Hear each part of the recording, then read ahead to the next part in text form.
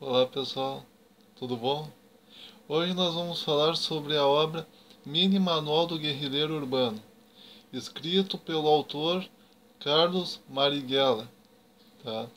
Carlos Marighella, ele nasceu em 5 de dezembro de 1911 e ele morreu em 4 de novembro de 1969.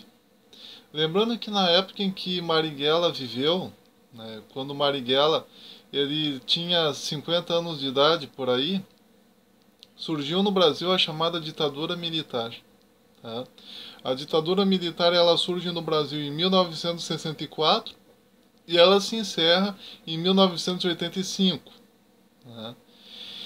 E naquela época, vejam, a ditadura militar, ou regime militar, como alguns chamam, ele foi um regime de direita. Tá?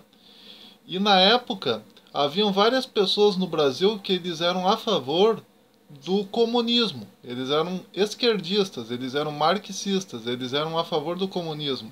E eles eram a favor que se implantasse no Brasil o comunismo. E, segundo alguns estudiosos, com medo que o Brasil se tornasse um país comunista, porque o presidente até então, né, o João Goulart, até então, ele estava fazendo fortes alianças com algumas nações comunistas e de medo, portanto, que o Brasil se tornasse um país comunista, os militares resolveram tomar uma iniciativa e foram lá e aplicaram aquilo que alguns até hoje chamam de golpe de Estado, e que outros, no entanto, dizem que não foi um golpe, porque, segundo alguns, a própria população brasileira daquela época desejou que os militares assumissem o poder, porque haviam várias decisões tomadas pelo presidente que tinham como objetivo a remoção até mesmo do direito à propriedade privada. Então, segundo alguns estudiosos de história, foi a própria população brasileira que, de alguma maneira, desejou, né, e lutou para que houvesse a ditadura militar. Então, quando os militares eles assumem o poder, né, e estabelecem um regime de direito, uma ditadura de direito, eles não estavam agindo em detrimento da vontade da maioria da população, mas sim em apoio à população, de alguma maneira. Existem várias teorias acerca da ditadura militar. Tem uns que falam que a ditadura foi um regime, não uma ditadura, já outros dizem que foi uma ditadura e não um regime. Existem aqueles que dizem que a ditadura militar ela se inicia com um golpe em 1964, já outros que dizem que o regime militar ele não se iniciou com um golpe, mas sim com o apoio da própria população e em 1964 houve a efetivação disso, que foi o próprio surgimento do regime militar. Então, quer dizer, hoje em dia existem muitas teorias. Se vocês pesquisarem na internet, ou se vocês pesquisarem em livros de história, em livros de geografia, em livros de todo tipo de livro que você for pesquisar, livros de sociologia, livros assim de autores que viveram naquela época, vocês vão ter alguns autores falando de bem da ditadura militar e outros falando de mal da ditadura militar. Até os dias de hoje existem pessoas que vivenciaram na pele a ditadura militar ou o regime militar, enfim, e falam de bem, outros falam de mal. Então isso fica uma incógnita no ar, né? Quem não viveu na época da ditadura militar hoje em dia só pode só pode pesquisar em livros e conversar com o maior número possível de pessoas, né, tanto pessoas estudiosas quanto pessoas do próprio povo, para saber como é que foi aquilo na prática, né, como é que foi aquele regime ou ditadura militar na prática. Então, o Marighella, ele era uma dessas pessoas, né, que eram contra o regime militar e ele era a favor da instauração do comunismo no Brasil. Então, quando o Brasil ele esteve perto de se tornar um país comunista, esteve quase lá para se tornar um país comunista, de repente surge do nada a ditadura militar e pum, termina com toda a possibilidade do Brasil se tornar um país comunista. Então, quer dizer, os comunistas daquela época que moravam no Brasil, os brasileiros que eram a favor do comunismo, eles simplesmente não aceitaram isso. Eles acharam isso terrível, então eles se levantaram fortemente contra isso. E aí começam a surgir pessoas como Marighella, surgem os chamados guerrilheiros urbanos, porque o nome do livro é Mini Manual do Guerrilheiro Urbano, mas guerrilheiro urbano era um nome comum dado a muitos indivíduos que eram contra a ditadura militar e que se opunham, até mesmo com armas, contra a ditadura militar, fazendo uma espécie de terrorismo contra os militares, na tentativa de remover os militares, unir o povo e se revoltar, né? Eliminar a ditadura à força, se fosse necessário. Então, quer dizer, o Marighella era uma dessas pessoas. O Marighella escreveu esse textinho aqui chamado O Mini Manual do Guerrilheiro Urbano, criando estratégias de como um guerrilheiro urbano marxista deve proceder, né, em diversas operações. Então ele vai falar desde como você deve adquirir armas, até como e onde você deve colocar bombas, até onde e como você deve agir em situações emergenciais. Inclusive ele manda que o seu guerrilheiro urbano, que as pessoas que viviam naquela época como guerrilheiro urbano, viviam no sentido de serem guerrilheiros urbanos, né? Não que isso fosse uma profissão. Evidentemente essas pessoas elas tinham uma profissão, né, física propriamente dita. Elas agiam como guerrilheiros urbanos por motivos ideológicos. Então essas pessoas elas eram instruídas nesse mini manual a como proceder, como agir como guerrilheiro urbano, né? Quais as estratégias, quais os locais apropriados para atacar os militares daquela época. Então, hoje em dia é um livro com uma certa importância histórica. Inclusive, esse livro, né, Mini Manual do Guerrilheiro Urbano, conta-se que a própria CIA ela pegou cópias desse texto, né, e ela deu cópias desse texto para os seus membros da CIA, a fim de que eles estudassem esse texto para saber como funciona a mentalidade de um guerrilheiro. Porque o método que o Marighella usava nas suas guerrilhas urbanas e rurais, enfim, é exatamente o básico do básico que até hoje alguns terroristas internacionais usam, inclusive. Então, quer dizer, assim, esse livro hoje em dia ele tem importância para nós até para saber como a gente deve se defender em situações de adversidade. Quer dizer, como é que um guerrilheiro, um terrorista pensa. No fundo, essa é a ideia desse livro hoje em dia para nós, né? Que não estamos mais na época da ditadura militar e nem nada. Como se defender e como funciona a mente de um terrorista e como se defender diante de um ataque terrorista. Só que o Marighella e o pessoal que viveu naquela época como guerrilheiro urbano, eles tinham um objetivo puramente político e não religioso. Já alguns terroristas do século XXI, eles têm motivos religiosos, como vocês já sabem. Então, algumas coisas se alteraram bastante. No prefácio do mini manual, o Marighella ele faz uma dupla dedicatória a alguns personagens famosos daquela época, né, que lutaram junto com ele contra o regime militar. E aí ele faz uma dupla dedicatória a Edson Souto, a Marco Antônio Braz de Capracho, a Nelson José de Almeida, que ele chama aqui de escoteiro, né, que segundo ele morreram, são pessoas que morreram nas mãos do exército na época da ditadura. O guerrilheiro urbano, e agora eu vou citar trechos da obra que mais me chamaram a atenção, assim, para compartilhar aqui com vocês, para a gente refletir junto, pensar junto e discutir junto. Assim, ó. Na página 3 da obra, é um livro bem pequenininho, tá? O mini manual do guerrilheiro urbano ele foi feito exatamente para ser um livro pequeno, tá? Que qualquer guerrilheiro pudesse carregar no bolso, ou que qualquer guerrilheiro pudesse levar para casa sem problema algum, escondido, digamos assim, sem passar por nenhum militar da época. E na página 3 está escrito assim, ó: o guerrilheiro urbano é um inimigo implacável do governo e inflige dano sistemático às autoridades e aos homens que dominam e exercem o poder. O trabalho principal do guerrilheiro urbano é de distrair, cansar e desmoralizar os militares, a ditadura militar e as forças repressivas, como também atacar e destruir as riquezas dos norte-americanos, os gerentes estrangeiros e a alta classe brasileira. Então, o Marighella, ele ensinava os seus guerrilheiros, né, os marxistas de sua época, que viviam como guerrilheiros, que, né, você deve destruir, né, de alguma maneira, a classe brasileira, né, rica, digamos assim, a classe alta brasileira. Você deve destruir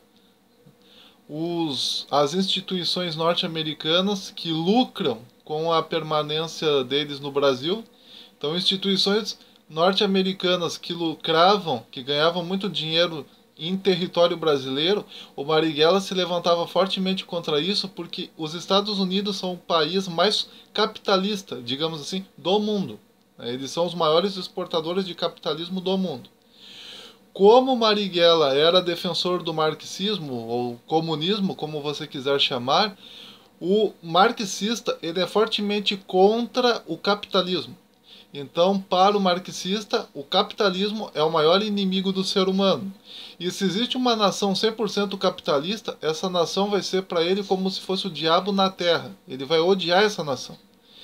Então, para destruir, ajudar na destruição do capitalismo norte-americano no Brasil, né, que havia no Brasil, o Marighella ensinava, né, o seu grupo a botarem bombas em empresas norte-americanas que funcionavam aqui no Brasil, instituições norte-americanas que lucravam aqui no Brasil, né, a fazer sabotagens nessas mesmas instituições. O Marighella ele vai mandar em determinado momento, e a gente vai ler aqui, ele mandava as pessoas, né, os guerrilheiros dele, os guerrilheiros marxistas, comunistas dele, ele ensinava os seus guerrilheiros a assaltar bancos. Então, os bancos aqui no Brasil, eles foram muito assaltados pelos guerrilheiros marxistas, né? Então, quer dizer, era esse o método usado pelos marxistas daquela época. Um dos métodos usados pelos marxistas do Brasil naquela época era exatamente isso: o terrorismo, a luta armada, né? Assaltos, né? Assaltar militares principalmente, ou pessoas que eles acreditavam que estavam a favor da ditadura militar. Então, muitos guerrilheiros assaltaram pessoas de bem, né, que não tinham nada a ver, entendeu? Eram só pessoas trabalhadoras, pessoas de bem, que trabalhavam, mas que se manifestavam muitas vezes de maneira favorável à ditadura militar, por serem, de repente, membros de alguma crença religiosa conservadora e viram na ditadura militar uma espécie de ditadura conservadora com a qual se identificavam, e aí por causa disso teve muitos guerrilheiros que foram lá e massacraram essas pessoas trabalhadoras, simplesmente porque essas pessoas tinham dito que gostavam da ditadura, por exemplo. Então, qualquer identidade que você tivesse a favor da ditadura, você era considerado inimigo de um guerrilheiro urbano. E aí você corria risco de vida, né? Porque o guerrilheiro urbano poderia matar você a qualquer segundo por causa disso, porque ele via em você um inimigo.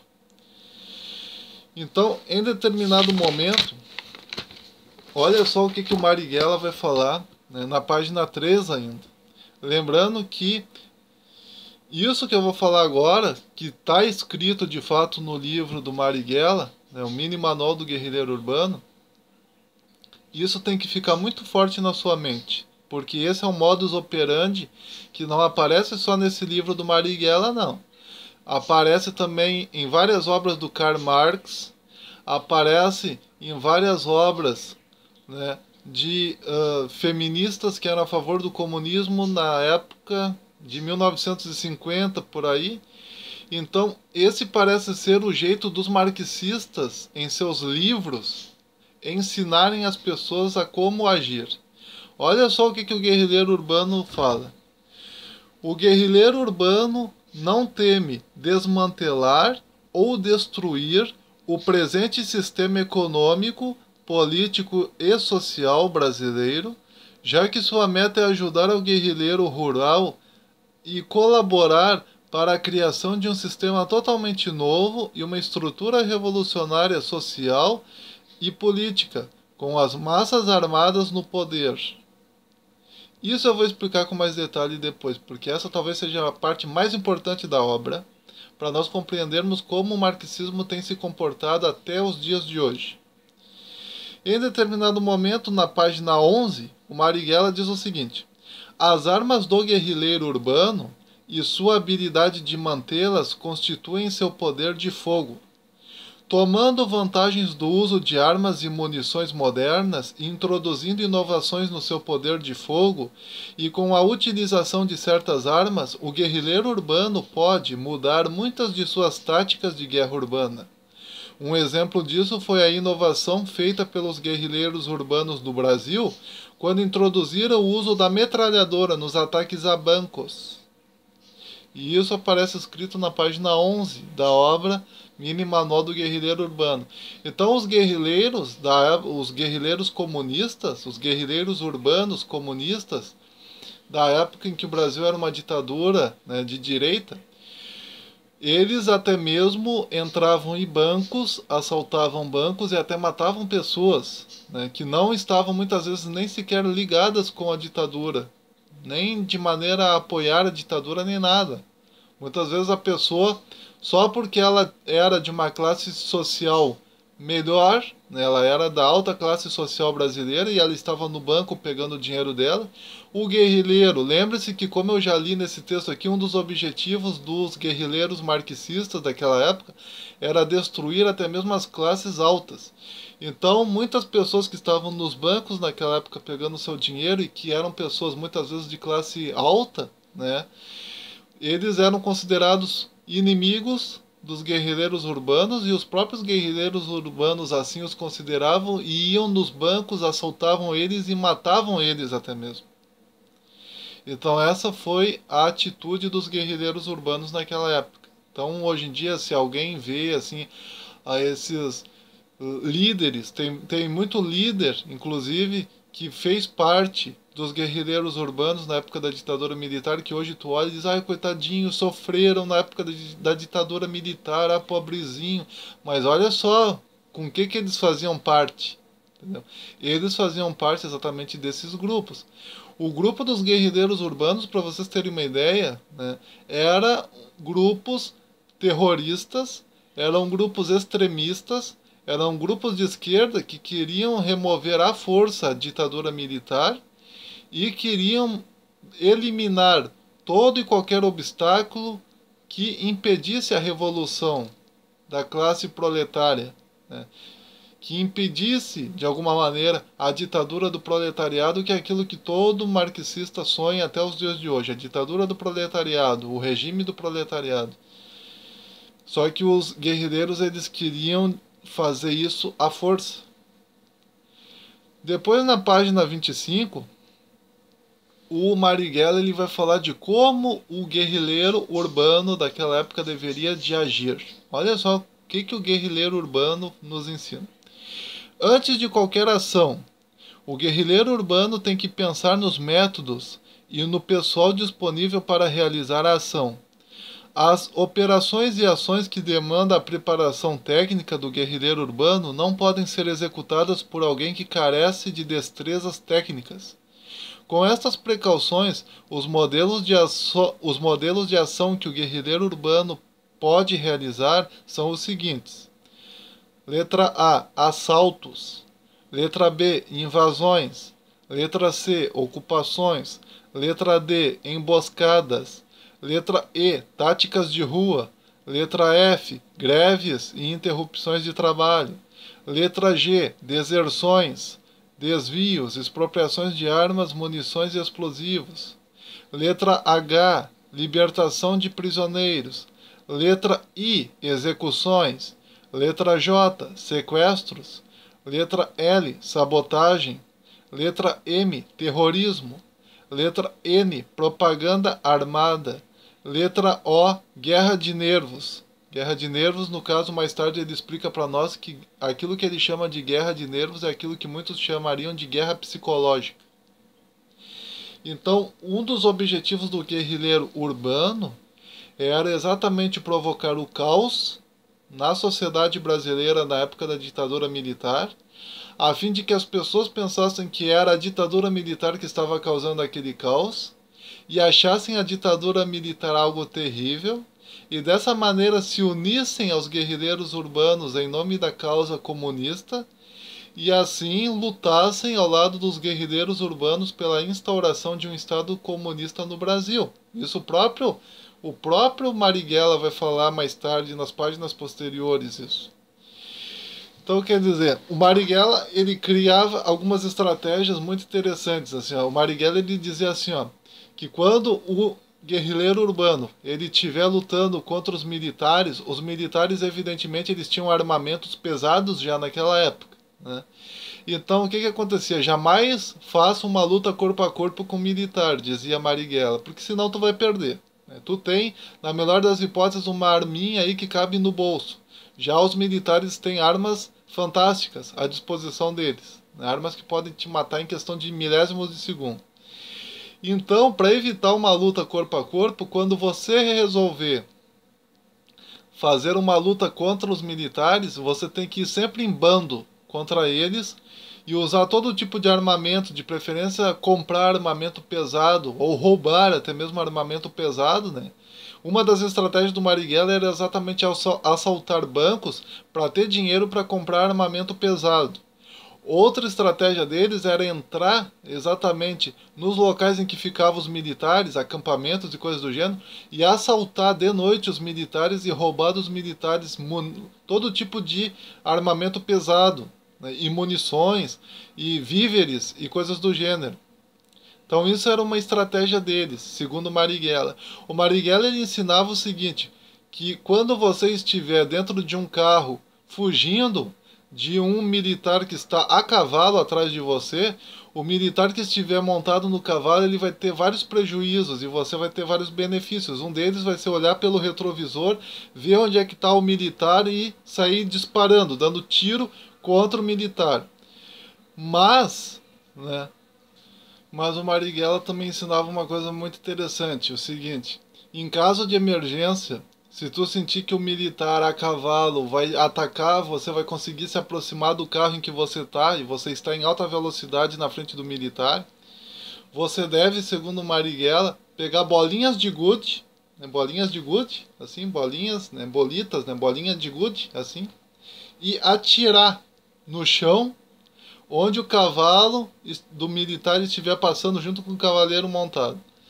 E isso, segundo Marighella, já foi feito por vários guerrilheiros urbanos e já foi testado e, de alguma maneira, já se descobriu, né, que em todas as vezes que isso foi usado, deu certo. Geralmente o cavalo acaba escorregando nas bolinhas de gude e acaba caindo e derrubando consigo o seu cavaleiro. O Marighella ele falava muito da necessidade de infiltração. E essa parte é interessante, assim, ó. O Marighella ele dizia que você deve, como guerrilheiro urbano, você deve se infiltrar em todos os grupos populares, você deve se infiltrar no maior número possível de grupos populares que houver, para que você espalhe as ideias comunistas que você defende no meio da população e você possa fazer com que haja o maior número possível de recrutas, ou seja, de pessoas que se tornem adeptos do comunismo e assim como você, e possam também atuar como guerrilheiros ou possam ajudar os guerrilheiros em situações de emergência, né? Então, quer dizer, o Marighella ele usava todo tipo de estratégia. O Marighella ele dizia que em caso de emergência você deve sempre ter duas pílulas, uma ou duas pílulas de cianureto, ou seja, pílulas de veneno, né, para que caso algum militar prenda você, você deve ingerir aquele veneno o mais rápido possível para não ser levado para a delegacia e não ser obrigado a falar dos seus comparsas, guerrilheiros urbanos, né, comunistas, e dessa maneira você acaba se preservando. Então, em caso de emergência, a ordem era suicídio. Essa era a ordem do Marighella. Em caso de emergência, cometa suicídio. O Marighella ele também vai mais longe quando ele diz o seguinte, que o guerrilheiro urbano ele deve aprender todo tipo de arte possível, ele deve artes relacionadas à medicina, todo tipo de medicina, todo tipo de conhecimento médico possível para não depender, né, dos hospitais governamentais, dos hospitais públicos, porque quando você, por exemplo, suponhamos que um guerrilheiro levasse um tiro e ele fosse para um hospital público devido ao tiro que ele recebeu. No hospital público, o que aconteceria? Aconteceria que os médicos iriam chamar a polícia e a polícia iria questionar o indivíduo. Como é que ele levou aquele tiro, em qual situação ele se meteu, e aí haveria o risco dele acabar entregando, né, os outros guerrilheiros e o grupo do qual ele pertencia. Então, para evitar esse tipo de coisa, o Marighella ensinava o seguinte: todo bando de guerrilheiros urbanos, todo grupo de guerrilheiros urbanos deve ter no mínimo 1 ou 2 membros que tenham conhecimento de medicina, para que em caso de emergência o guerrilheiro vá na casa de um deles e eles possam cuidar dos ferimentos dele. Então, quer dizer, era tudo bem planejado. As ideias do Marighella eram tudo bem planejadas. O Marighella ensinava o seguinte: que quando você for assaltar um banco, uma vez que você seja um guerrilheiro urbano, quando você for assaltar um banco, para fragmentar a estrutura capitalista, né, e você roubar o dinheiro exatamente para causar prejuízo aos cofres públicos, enfraquecendo dessa maneira o Estado, enfraquecendo o Estado burguês capitalista brasileiro, enfim, qualquer nome que deem para ele, você deve deixar folhetos, né, para as pessoas que você assaltou ali naquele momento, mostrando para elas por que tu está assaltando. Mostrando para elas que tu não está assaltando porque tu tem necessidade de dinheiro, e que tu não está assaltando porque tu tem necessidade de comida, porque tu não tem necessidade nem de dinheiro nem de comida. Lembre-se, os guerrilheiros urbanos trabalhavam, então eles não precisavam roubar para sobreviver.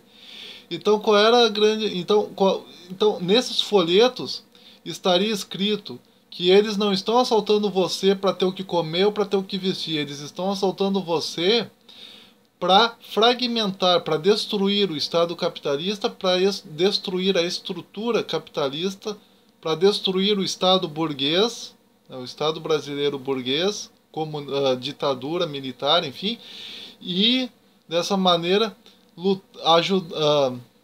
estão estimulando até mesmo você dessa maneira a se tornar membro deles. Então o objetivo deles com essa propaganda era ensinar você que eles não são bandidos, mas sim guerrilheiros políticos que são contra a ditadura e que gostariam muito que você fizesse parte desse grupinho de guerrilheiros do qual eles fazem parte, ou que defendesse as mesmas ideias marxistas que eles. E dessa maneira, segundo Marighella, você estaria promovendo, né, o marxismo, você estaria promovendo os ideais marxistas. Interessante que o Marighella ele também falava, né, que se devem invadir estações de rádio e emissoras de televisão, exatamente para que possa ser feita a propaganda dos ideais marxistas, ou seja, o indivíduo ir lá, né, armado até os dentes, entrar numa estação de rádio, né, fazer com que os indivíduos que estão no ar na programação de rádio naquele momento sejam amarrados, enfim, deixados de lado, e ele, o marxista, o guerrilheiro urbano, possa assumir o microfone da rádio e comunicar à população qual é o objetivo dele como marxista e por que ele é contra o regime ditatorial brasileiro, o regime burguês, o regime capitalista, o regime de direita. Então, quer dizer, esse foi o modus operandi do marxismo. Uma outra estratégia que o Marighella ele fazia muito era o seguinte, ó, ele dizia: entrem na política também, né, procurem entrar, se envolver na política de alguma maneira, e promovam a corrupção.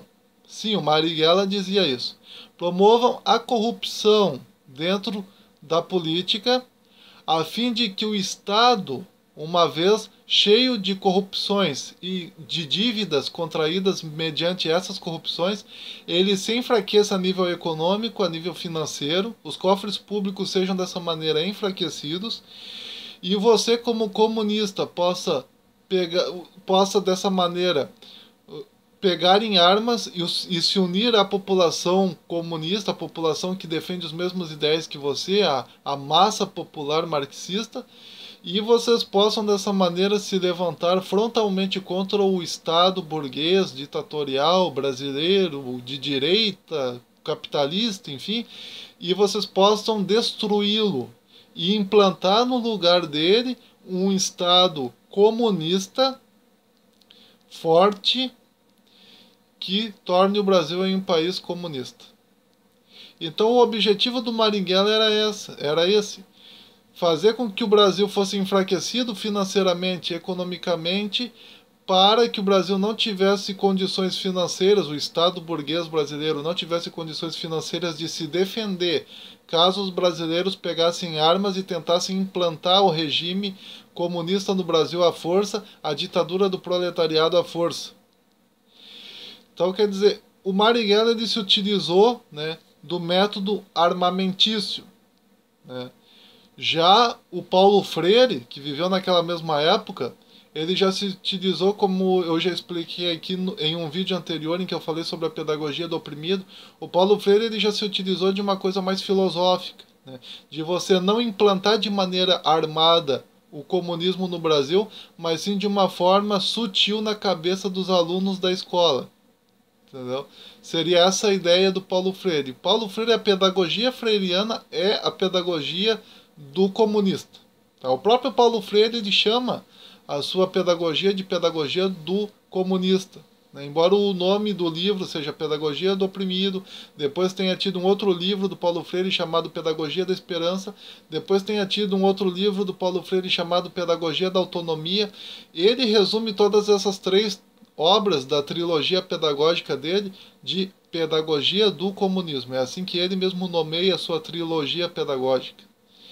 Então, quer dizer, enquanto o Marighella se utilizava de armas para tentar promover o comunismo no Brasil na época da ditadura militar e dessa maneira implantar a ditadura comunista no Brasil, o Paulo Freire já se utilizava de um método mais ideológico, tá?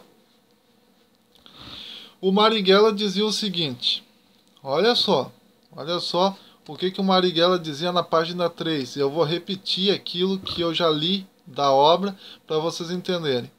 O guerrilheiro urbano, isso está escrito na página 3 da obra.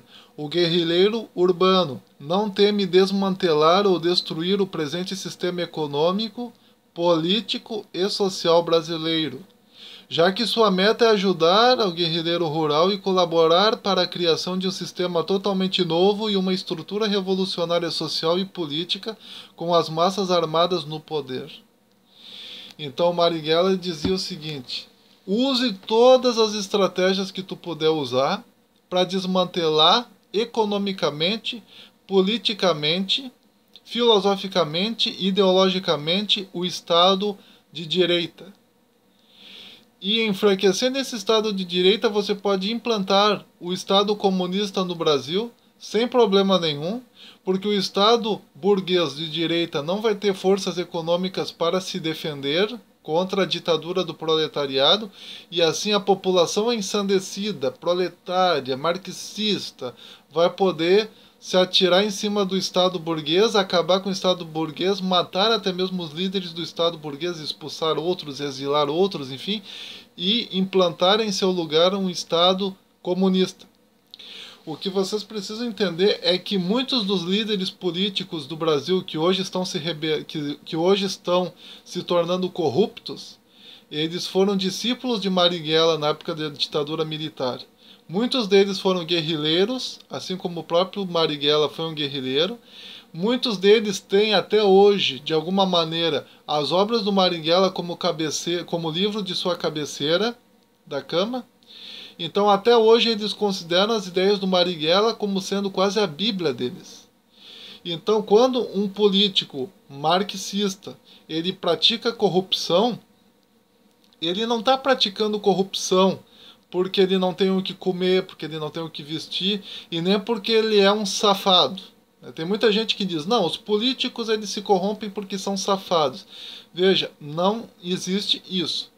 Uma pessoa rica, para ela se corromper, para ela colocar o nome dela, investir em situações econômicas que ela receba algum tipo de vantagem financeira, para que ela possa fazer isso, uma vez que ela já seja rica, ou ela sofre de alguma doença mental, que faça com que ela sinta uma compulsão por roubar, por praticar corrupção, e aí já é uma questão patológica, já é uma questão psiquiátrica, tá? Não é uma questão ideológica, ou essa pessoa rica, ela de fato defende uma ideologia que ensina a ela que se ela roubar, se ela praticar corrupções, se ela praticar crimes contra o Estado, se ela praticar golpes, se ela praticar prejuízos ao Estado, prejuízos financeiros ao Estado, ela estará de alguma maneira beneficiando aquele grupo do qual ela pertence. Se for esse o caso, então tu já não tem mais uma simples safadeza, tu já tem uma questão ideológica, uma questão filosófica, uma questão política envolvida no meio. Vejam que os políticos, né, não é todos os políticos, graças a Deus, não é todos os políticos brasileiros que são corruptos. Mas existem muitos políticos brasileiros que são corruptos, e esses políticos brasileiros que são corruptos, em sua grande maioria, nasceram em berço de ouro, têm dinheiro, então não precisam se corromper. Não é problemas financeiros que estão levando eles a se corromper, tá?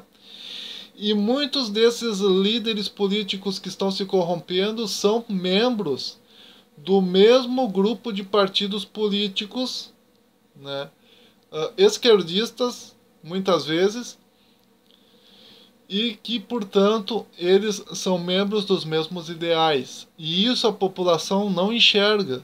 Em sua grande maioria, a população não enxerga isso. Então quer dizer que eles não estão se corrompendo porque eles são pobres ou porque eles estão necessitados de dinheiro. Não, eles estão se corrompendo porque faz parte da política dos partidos do qual eles estão incluídos.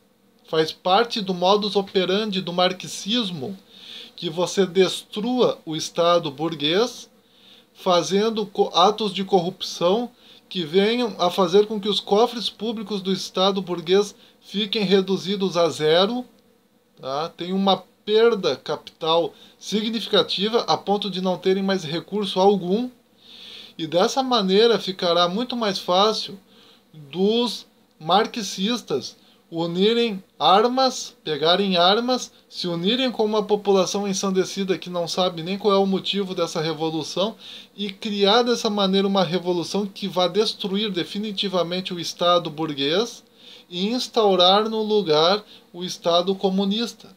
Esse é o verdadeiro objetivo dos atos de corrupção de alguns políticos do Brasil. É a destruição, a desmantelação, o enfraquecimento econômico, capital do Estado brasileiro atual, que eles consideram como Estado burguês, para que eles possam destruí-lo definitivamente através de dívidas. Ele não tenha forças econômicas para se erguer graças a essas dívidas contraídas por esses corruptos, e dessa maneira o Estado burguês seja destruído definitivamente e um Estado comunista seja instaurado em seu lugar. Esse é o verdadeiro objetivo de todo marxista. Algumas pessoas dizem para mim, não, mas o marxismo ele não tem mais como objetivo a instauração do comunismo. O comunismo ele deixou de existir quando o muro de Berlim caiu. Vejam, a queda do muro de Berlim não significou a queda do comunismo. Tanto é que após a queda do muro de Berlim, surgiram partidos comunistas no mundo. Por que vocês acham que alguém resolveria criar partidos comunistas e se tornar membros de partidos comunistas se ele não tivesse esperança do retorno do comunismo no mundo? Ou pior, se ele não soubesse que de alguma maneira o comunismo ainda existe, só que de maneira disfarçada, sutil. Vejam, o único motivo pelo qual não existem partidos no Brasil que sejam a favor do surgimento de um período faraônico no Brasil, ou seja, que surjam faraós no Brasil, iguais àqueles do Antigo Egito, faraós naquele sentido mesmo, faraós do Antigo Egito, com a coroa do Alto e do Baixo Egito na cabeça. O único motivo pelo qual não surgem partidos que defendem tal coisa é porque eles sabem que é impossível você instaurar no Brasil um Estado faraônico, igual acontecia no Antigo Egito, com Alto e Baixo Egito. O único motivo pelo qual não existem partidos no Brasil que sejam a favor do retorno do Império Romano, vamos supor, com o surgimento de um imperador romano brasileiro, vamos supor, com as mesmas vestimentas, a toga, enfim, a coroa na cabeça, da maneira como os imperadores romanos do tipo Júlio César usavam, ou ditadores romanos como Júlio César usavam. O único motivo pelo qual não existem partidos brasileiros que defendam tal ideologia é porque eles sabem que isso nunca aconteceria. Eles sabem que é impossível de você instaurar no Brasil um Estado do tipo Império Romano ou um Estado do tipo Antigo Egito, faraós e coisas do gênero. Mas o fato de haverem partidos comunistas no Brasil e marxistas em geral, que tenham como objetivo exatamente a instauração do comunismo no Brasil, é exatamente porque eles sabem que o comunismo não terminou com a queda dos muros de Berlim. O comunismo não terminou, não foi encerrado, não foi terminado com a destruição, com a queda do muro de Berlim.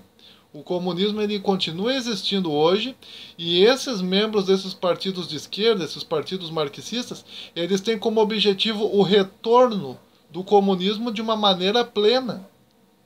Tanto é que a luta deles é exatamente a mesma luta do Marighella. Apesar de não haver mais uma ditadura militar no Brasil hoje, eles ainda seguem os ideais que o Paulo Freire ensinou nas suas pedagogias, na pedagogia do oprimido, na pedagogia da esperança, na pedagogia da autonomia, e em outras obras dele também. E as mesmas ideias do Marighella, que o Marighella ensinou na obra dele, o Mini Manual do Guerrilheiro Urbano, e as mesmas ideias do Antônio Gramsci nas suas cartas do cárcere, né? E as mesmas ideias do Erich Fromm nas suas obras O que é o Homem e Ter ou Ser, e as mesmas ideias que o Horkheimer ensinou nas suas obras, e as mesmas ideias que o Herbert Marcuse ensinou na sua obra Eros e Civilização, por exemplo. Quer dizer, o fato deles até hoje estarem lutando pela implantação de um Estado comunista e deles estarem enfiando essas ideias goela abaixo na cabeça de todo mundo de uma maneira sutil, fazendo com que todo mundo vire uma espécie de idiota útil, que era o nome dado por Antônio Gramsci para aquelas pessoas que são ensinadas a ser comunistas, sem, no entanto, saber que estão sendo ensinadas a ser comunistas, e a lutarem pelos ideais comunistas sem saberem que estão lutando pelos ideais comunistas. O nome que o Antônio Gramsci dava para esse tipo de pessoa era idiota útil. E o fato deles estarem até hoje metendo na nossa cabeça, tentando nos tornar todos os dias idiotas úteis, através dos meios de comunicação em massa, através de livros, através de cursos e coisas do gênero, é exatamente porque eles têm esperança de voltar o comunismo, de fazer com que o comunismo se floresça de novo e que o Brasil se torne definitivamente um país comunista, já que eles não conseguiram na mesma época em que outros países da América Latina se tornaram comunistas, e eles só não conseguiram no Brasil isso por causa do regime militar de direita, que foi o regime militar de 1964. Então, quer dizer, agora eles até hoje estão desesperados, dizendo por que que nesse maldito país chamado Brasil a gente não conseguiu fazer com que ele virasse um país de esquerda, um país comunista? Por que que a gente não conseguiu fazer com que o Brasil tivesse a bandeira de esquerda que os outros países têm até os dias de hoje? Por quê? Por quê? Então até hoje a preocupação deles é essa. Por que que o Brasil não? Por que que Cuba sim, Bolívia sim, Coreia do Norte sim, China comunista sim, União da República Socialista Soviética sim, e por que que o Brasil não? Então até hoje eles estão culpando a ditadura militar por ter impedido eles de fazer com que o Brasil virasse um país comunista. Até hoje eles estão querendo fazer isso na marra. Então, meu amigo, se você é um daqueles indivíduos que acredita que porque a ditadura, que acredita que porque os muros de Berlim caíram em mil, não sei o quê, não, o comunismo não terminou nessa época, entendeu? O comunismo ele existe até hoje, de maneira ideológica. E se você parar para pensar, muitos desses indivíduos que hoje estão no poder, estão se corrompendo, estão causando prejuízos aos cofres públicos, são os mesmos indivíduos que na época da ditadura militar eles foram guerrilheiros urbanos, assim como o Marighella. Então tu nota que a estratégia deles, apesar de terem passado vários anos daquela época para cá, a estratégia deles continua a mesma: a desmantelação do Estado, a destruição econômica do Estado, para que eles possam remover esse Estado atual e colocar o Estado comunista deles no lugar. E possam definitivamente tornar o Brasil em um país comunista. Então, o objetivo é bem simples, né? Basta tu pensar como se fosse um comunista. Como é que tu agiria se tu fosse comunista, esquerdista, opositor, marxista, qualquer outro nome que você dê? E você estivesse em um país em que o governo não é um governo que segue as mesmas ideias que você, e sim um governo de direita, um governo burguês, porque na visão comunista, qualquer governo que não é comunista é burguês e merece ser destruído. Então, a primeira coisa que você faria seria enfraquecer economicamente, politicamente, estruturalmente o Estado brasileiro, burguês, atual, né, para que ele não possa se defender contra uma luta armada da massa revolucionária popular marxista, caso isso seja necessário. E o segundo método para causar a destruição desse Estado burguês seria estabelecer, através da Revolução Armada, um Estado comunista forte o suficiente para ser mantido e para que pudesse ser mantido para sempre, de preferência, e para que ele se fortaleça, né, para que esse Estado comunista se fortaleça posteriormente, ele, e uma vez implantado, ele precisa proibir as mesmas medidas que seus membros haviam adotado durante a época em que pertenciam ao Estado burguês. Então, muitas das medidas que surgem hoje, que são medidas aparentemente filantrópicas, boazinhas, têm como objetivo unicamente a destruição do Estado burguês, destruição do Estado brasileiro burguês atual. Veja, por exemplo, a família. A família, ela é considerada a célula máter da sociedade. Destruir a família significa destruir a sociedade. E é exatamente por esse motivo que de vez em quando você vê projetos de lei surgindo que tu nota que tem como objetivo exatamente a destruição da família.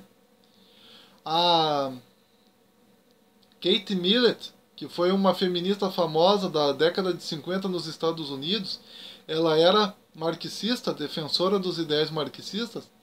Ela dizia que não adianta de nada você tentar promover o marxismo no mundo e destruir o capitalismo no mundo se você não destruir a família primeiramente, que é a célula máter, de alguma maneira, da sociedade capitalista. Então a Kate Millett, ela via a relação papai, mamãe e filhinho como sendo a célula máter do capitalismo. Então ela dizia, você tem que destruir isso, você tem que destruir a família, você tem que destruir essa relação homem, mulher e filho, para que tu possa instaurar, de fato, uma situação em que as pessoas fiquem confusas, em que ninguém saiba o que é direito, em que ninguém saiba o que é, o que não é, e que as pessoas fiquem totalmente confusas entre si. Uma não se identifique com a família de ninguém, a outra se identifique com a família de todo mundo, a outra se veja como um ser, uma família monocelular, ou seja, uma pessoa uma pessoa sozinha se considere família, né? A outra considere família, sua relação com não sei o quê. Quer dizer, então, numa situação de confusão como essa, fica bem mais fácil, né, a destruição do Estado burguês, porque para que o Estado burguês exista, não é necessário apenas estrutura financeira. Como eu já disse, o objetivo dos marxistas também é, através de atos de corrupção, destruir o Estado burguês. Mas também, né, não adianta, o Estado burguês ele não é só feito e estruturado pelo capitalismo, pelo dinheiro.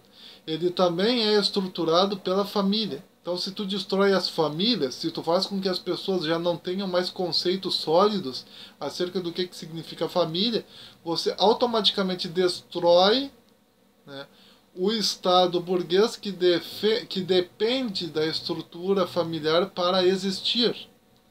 Então, essa é a lógica dos marxistas. Então, os marxistas, eles não estão promovendo a pluralidade familiar porque eles são filantrópicos ou porque eles amam a humanidade. Não, mas eles estão fazendo isso exatamente para enfraquecer o Estado burguês, para que no final o Estado burguês, estando economicamente falido e estruturalmente desorganizado, porque ninguém mais já se considera família de ninguém e todo mundo ao mesmo tempo se considera família de todo mundo, e aí vira uma bagunça, entendeu? Fica mais fácil dessa maneira o Estado comunista surgir, unificar as pessoas ao redor de si mesmo e se instaurar como Estado comunista estável. E quando o Estado comunista ele surge num país, a primeira coisa que ele faz é fortalecer a família. Então, esses conceitos que existem hoje de família, que tu nota que tem como objetivo desestruturar a família judaico-cristã, em situação em que o Brasil virasse um país comunista, os mesmos marxistas que criam esses projetos de lei maluco de hoje em dia, que tem como objetivo a destruição da família, eles seriam os primeiros em um Estado comunista a criar novos projetos de lei para fortalecer a família e para voltar à época antiga em que família era um homem e uma mulher se casando e gerando filhos. Porque o Estado comunista ele vai se utilizar de todos os mecanismos necessários para se fortalecer. E ele sabe que se ele continuasse com esses conceitos atuais, ele se enfraqueceria da mesma maneira que o Estado brasileiro burguês hoje está se enfraquecendo. Então ele precisará criar medidas de proteção a si mesmo, medidas em que homens e mulheres se casem e tenham filhos e constituem famílias e criem conceitos sólidos e vínculos sólidos entre si para que o Estado comunista seja mantido. Então toda essa blá blá blá que está acontecendo hoje no Brasil, tudo terminaria. O Brasil se tornaria um país em que haveria famílias sólidas, mais famílias que não teriam capacidade de produzir fonte nenhuma de lucro, porque o Estado comunista ele não permitiria que uma família pudesse produzir o seu próprio lucro, pudesse trabalhar por conta própria. Não, o Estado comunista é que estabeleceria quantas famílias deveriam de ganhar por mês, não importa o emprego que elas fizessem parte.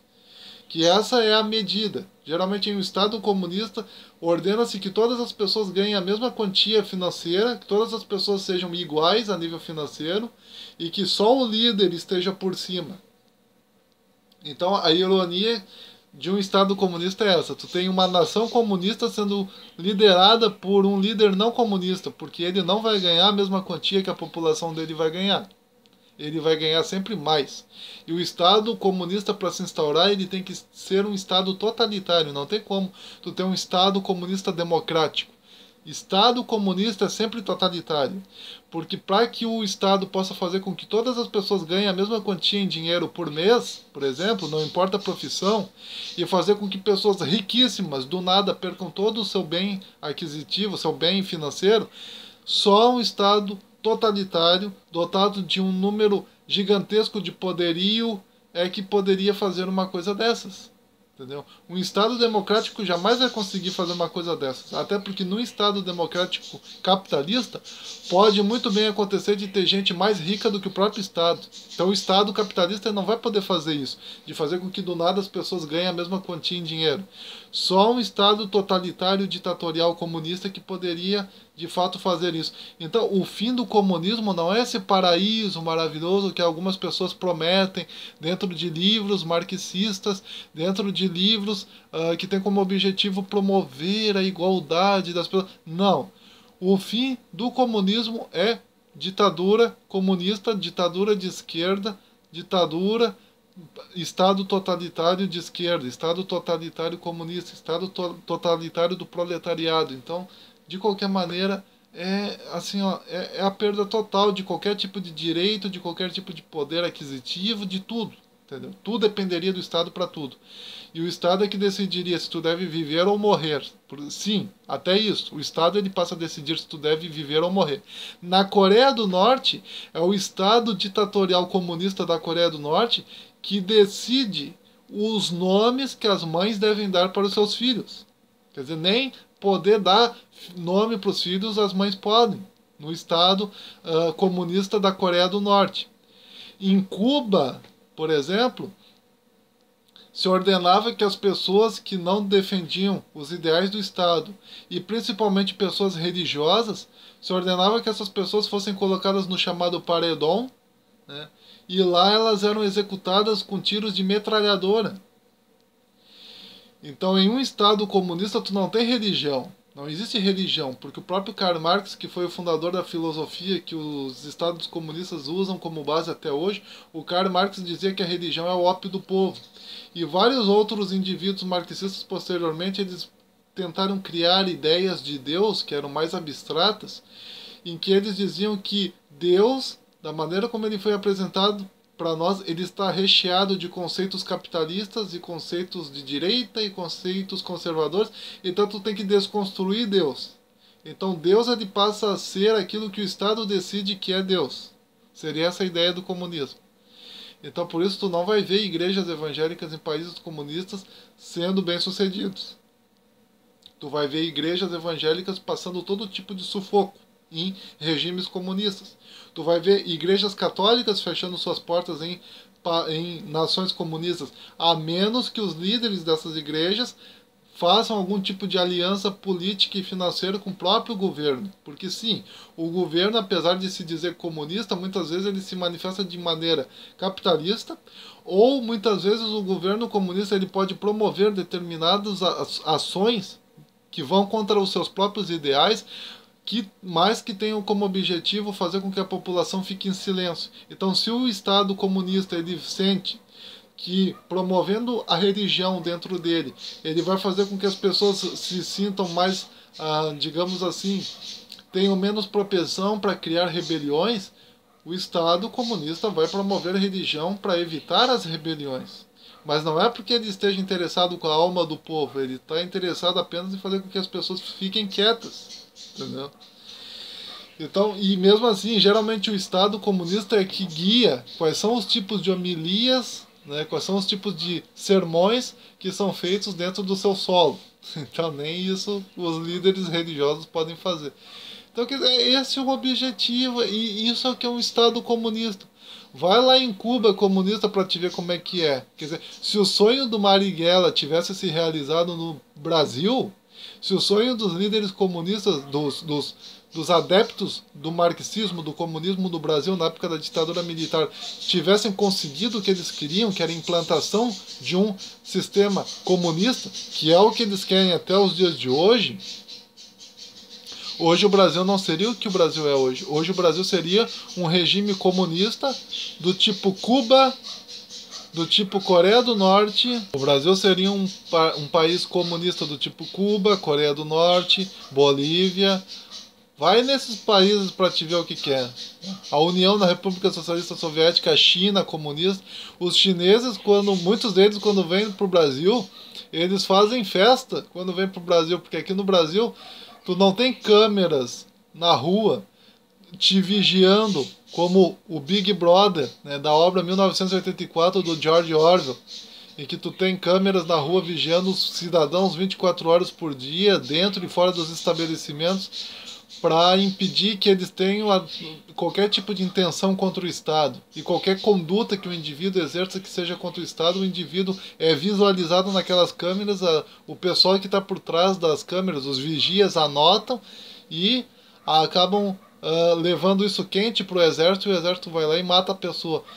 Quer dizer, no Brasil tu não tem isso, porque o Brasil, graças a Deus, é um país democrático. É um país de direita, não é um país de esquerda, não é um país comunista como Cuba, por exemplo, em que os indivíduos são colocados no paredão. O homossexual, por exemplo, em Cuba, homossexual na União da República Socialista Soviética, na Rússia, o homossexual na China comunista, homossexual na Coreia do Norte, homossexual nesses países comunistas, são mortos ao fio da espada, são mortos assim de todas as formas possíveis. Tu não tem homossexual nos regimes comunistas vivendo, se desenvolvendo, vivendo a sua vida direitinho. É só nos países de direita que tu tem os homossexuais vivendo de maneira plena. Entendeu? Então, quer dizer, vejam aqui, vejam que, graças a Deus, nós não somos um país, né, comunista. Mas o objetivo desses indivíduos que se corrompem assim que assumem o poder é exatamente enfraquecer o Estado brasileiro para que, se possível, consigam remover o Estado brasileiro, uma vez enfraquecido, não oferecendo forças nenhuma contra a sua própria remoção, seja removido e seja instaurado no lugar o regime comunista. Então, a única maneira de nós impedirmos isso é lendo, estudando e vivendo a nossa vida da melhor forma possível,